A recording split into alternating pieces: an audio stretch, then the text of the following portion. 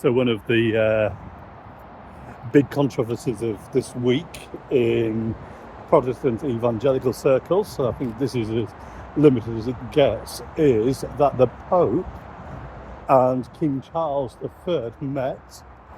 So King Charles III had an official state visit to the Vatican, and there King Charles prayed with the Pope. And there has been an outcry. I believe that one of the Paisley family, so the family of Ian Paisley and others, have said that that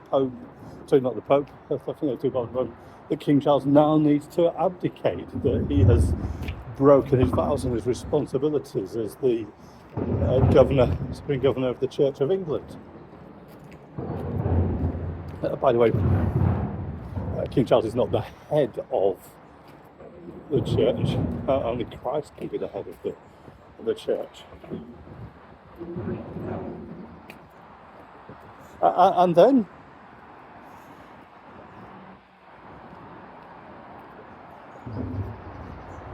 there's been articles in Evangelicals Now and Evangelical Times and those kinds of places, again, decrying, complaining this terrible event. Now, what has also been fascinating is this. A lot of that outcry seems to come from those quarters where there's been sympathy to the idea of the UK needing to be a Christian nation and this kind of Christian nationalism. And that's the big upset. That this is the king in a constitutional role as the ruler of a Christian nation, a Protestant Christian nation, engaging with the Pope, who would still be seen in many of those quarters as anti-Christian, anti-Christ.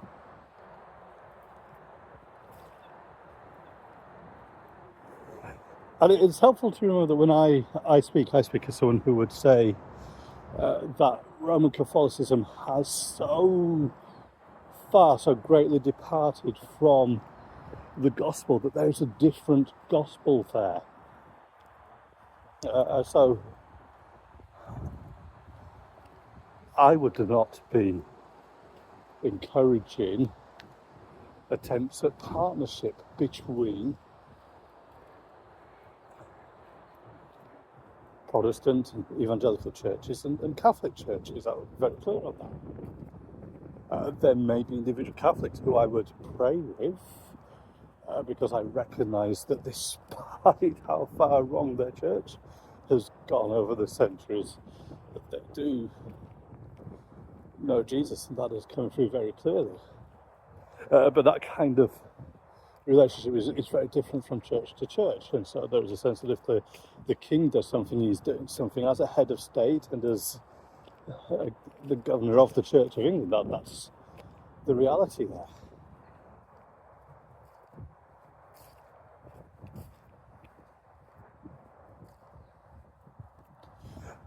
But the language here seems to be going beyond that. And in fact, some of those demanding that he abdicates are describing King Charles as a wolf and as a heretic, which is again fascinating language.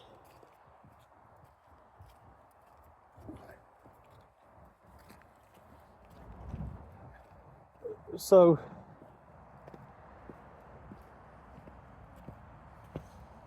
how should we respond? How should we think? How should we react to this? I've got to be honest and say I'm not sure why anybody would be that bothered, that worked up. I don't think there are any surprises about where King Charles stands on things.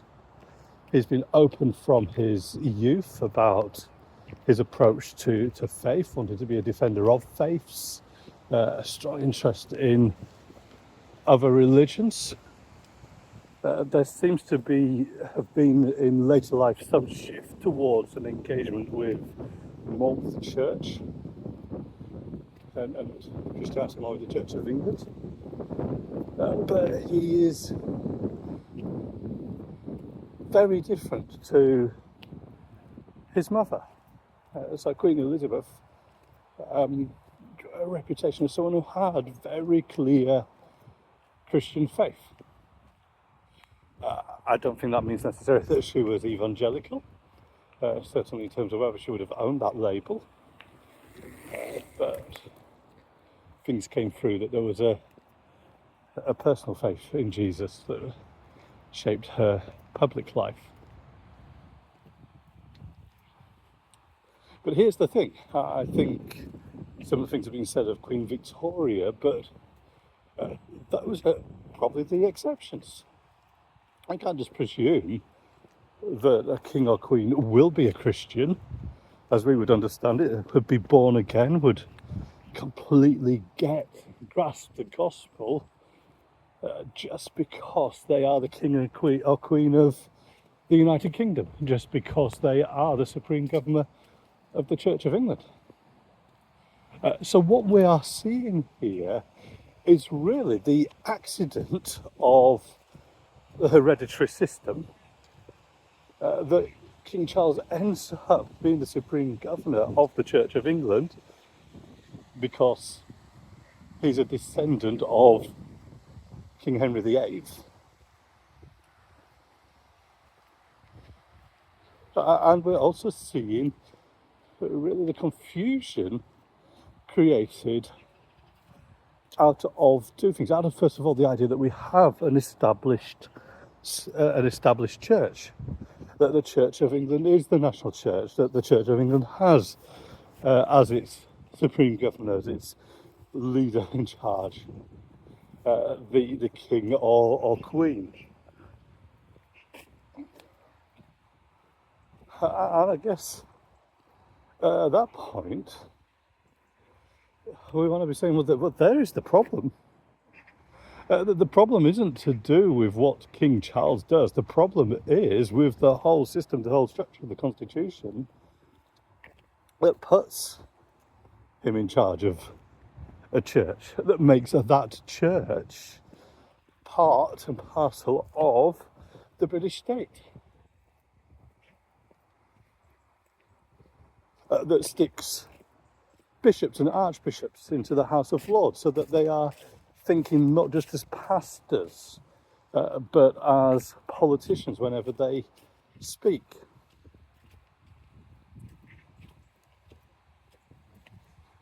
And that we have this confusion of the king as some kind of a diplomat and ambassador when he is in the Vatican City, because the Vatican City is a state and the Pope is also a head of state as well. All of that muddle and confusion coming in there. So first of all, I think this is a case not for the king's abdication. Now, some people, some of my more Republican friends, and I've got sympathies that way. I'm not an out-and-out Republican, but I'm not an out-and-out monarchist either. Some of them might be saying, well, there's a case against the monarchy here, full stop. Certainly I want to suggest that there's a strong case for what we call disestablishment, the idea that the Church of England should be disestablished, and I think there are all sorts of good reasons for that. I think that getting the Church of England disestablished would release a lot of evangelicals that remain in the Church of England from their mistaken obligations that they believe that they have to that church. And it would get rid of all of this confusion, wouldn't it?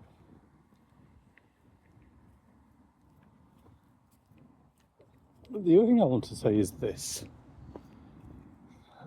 that actually the example here cuts to the heart of the problems with attempting this Christian nationalism, this idea that there should be Christian nations. Not just that there might be, not just that positive sort of response to them, but the idea that they've got to be. Because what you have with that is, first of all, the issue of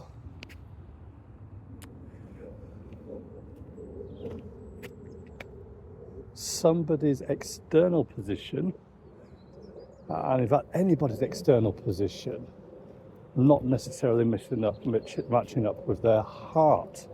And so you call yourself a Christian nation, but in fact, if you don't have Christians in government, in leadership, as heads of state, can you really say it's a Christian nation? And that's going to be a problem with anything that the king holds a position on. And I guess it would become more overt if we were thinking about how he might relate to other religions and to secularism and those kinds of things. But the other problem is this. Once you say we are a Christian nation, there are all sorts of questions within that about what does that mean for theology. So some people who would talk about a Christian nation would just happily accept that as top level. Any church will do. And so would see countries like Italy and some South American countries where there's a strong influence of the Catholic Church as Christian nations. Would have seen the old Holy Roman Empire as a Christian nation, and I guess would see the Vatican City as a Christian state. But then there will be others who will be saying, no, it isn't Christian unless it fits with our specific theological, doctrinal position. Is it Protestant? Is it evangelical? And getting narrower and narrower. Is it post-millennial? Is it reformed?